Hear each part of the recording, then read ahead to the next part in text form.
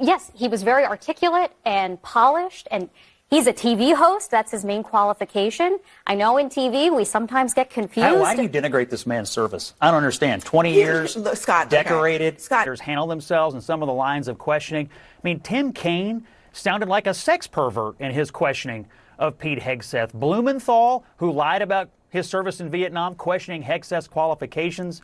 You had Gillibrand, you had Warren, you had Hirono going on unhinged rants about things. Going to get confirmed, and we can move on.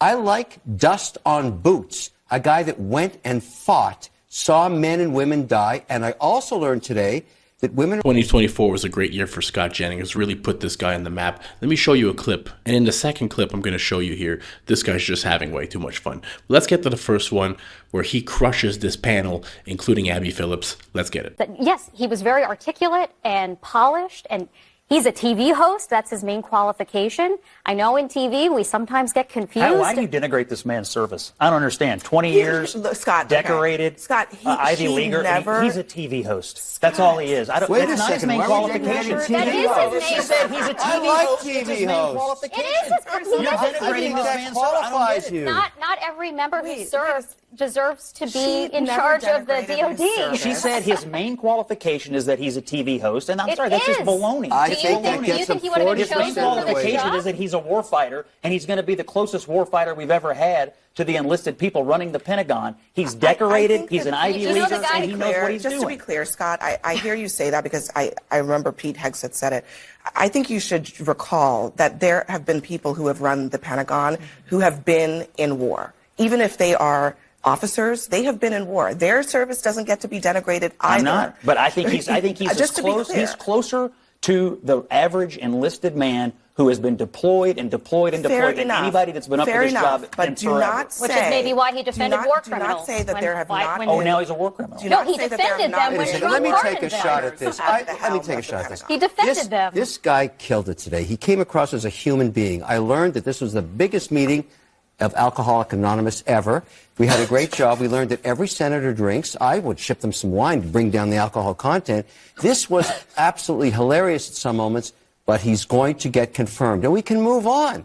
I like dust on boots, a guy that went and fought, saw men and women die, and I also learned today that women... Every time I see that girl with the squeaky voice, her or the lady that has the Ozempic face, every time I see them on the CNN Abby Phillips show, I just know I'm going to hear some stupid shit. And I think they're there for that reason. If Scott Jennings is not on this show, and I guess they got O'Leary there right now, great dude, but if Scott Jennings is not on this panel, this show becomes The View, where everybody just is a crazy libtard. And I know The View, they got the one Republican that they gave her a little cookie to, they gave her a little soundbite sometime, but let's face it, she ain't a real conservative. She is way too left for me. Now let's watch the second clip of Scott Jennings where he is just having a ball here. Let's get it. Pete Hegseth, Donald Trump's pick to run the Department of Defense, took a lot of tough questions on Capitol Hill earlier today. Despite that, CNN has learned that President-elect Donald Trump's team is in good spirits. They see the warm reception that he received from Republican senators as a very good sign. I want to discuss this with CNN senior political commentator Scott Jennings and CNN political commentator Karen Finney. Hello to both of you. Scott, what's your takeaway?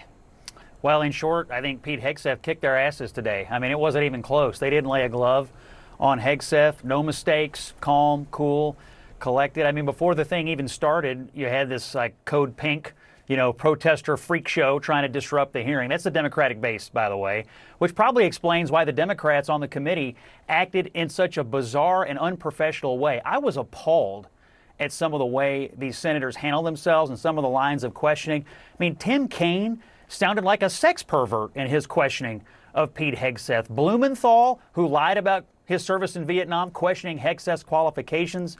You had Gillibrand, you had Warren, you had Hirono going on unhinged rants about things. Angus King obviously doesn't understand what it's like to fight terrorism. On and on and on. Hegseth was cool in the face of this unhinged questioning. They made him look good today. It would be difficult for a Republican to vote against Hegseth after the Democrats' unseemly mudslinging today. Karen? Well, look, it was as performative as these hearings ever get. I mean, Republicans do it to Democrats, Democrats do it to Republicans. I mean, so that happens on all sides. Look, overall, though, clearly Hegseth was well prepared. And it was clear Democrats recognized that, given that there was some clearly concern that he wouldn't be able to handle more than one round of questioning, they were clearly trying to get certain things on the record. Personally, the comms person in me would have framed it differently. I would have talked about a number of these issues, both based on his writings, which at one point they were trying to do that. That was part of the strategy, but really in the context of the modern military, because the reality is, as military leaders will tell you, climate change is a national security concern. It's real. It is a threat to our forces. It is a threat to our bases. It is a threat to our readiness.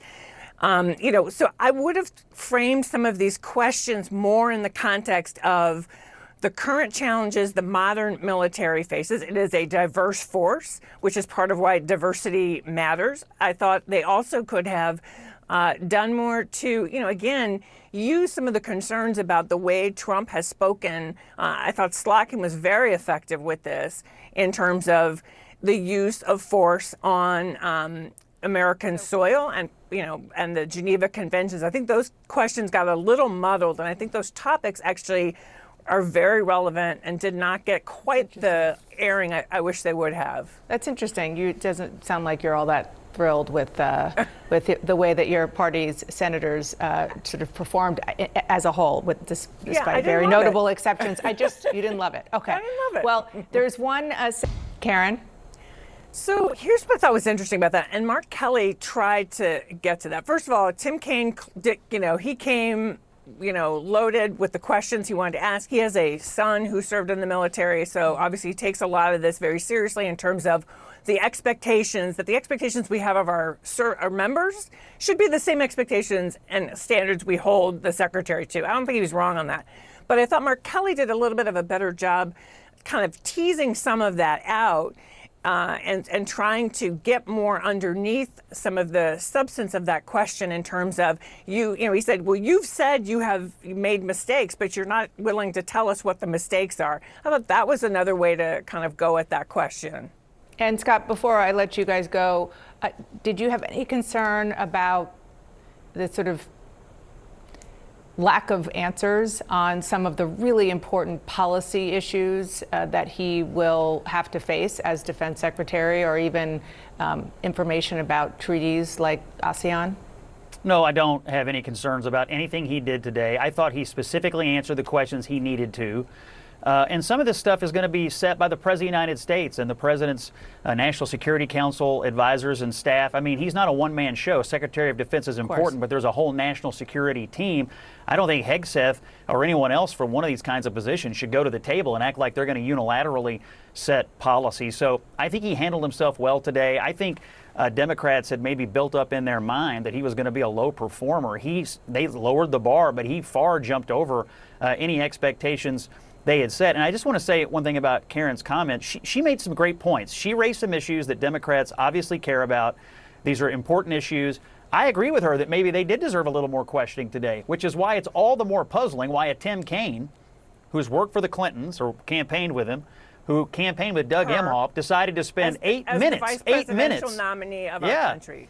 So due respect, please. So he's supported some of these folks, and then he decided to spend 8 minutes on the granular details of this man's sex life. I mean, it was embarrassing for the Democratic Party today, particularly coming from Kaine. So I think Karen has it right. They did not do a good job. They totally whiffed on this, and they made it more, not less likely, that Hegseth's going to be confirmed. Well, it seemed as though that was the writing was on the wall, even going into this hearing. Yeah. But I appreciate both of you coming on and giving me and our viewers your expertise. Pete Hegseth, going to get confirmed, absolutely crushed the hearing today. I don't think the leftoids were ready for it. He absolutely nailed every talking point. This is democracy. Trump won the election. His picks should all get confirmed. And starting January 20th, which can't come soon enough, we're back, baby. Thanks for watching the video. Leave a thumbs up if you liked it. Consider subscribing to the channel. Help it grow. Catch you all in the next one. Peace out, everybody.